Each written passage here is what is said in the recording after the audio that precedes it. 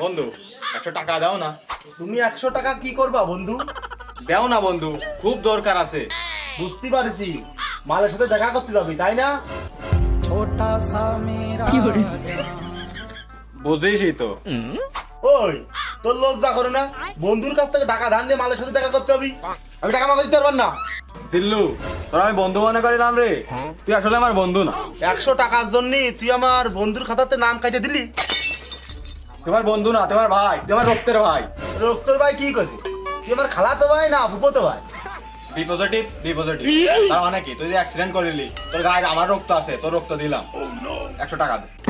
আমি দুঃখে মইরা যাই, আমি লজ্জায়।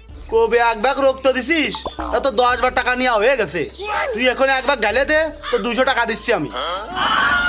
এত কষ্ট মেনে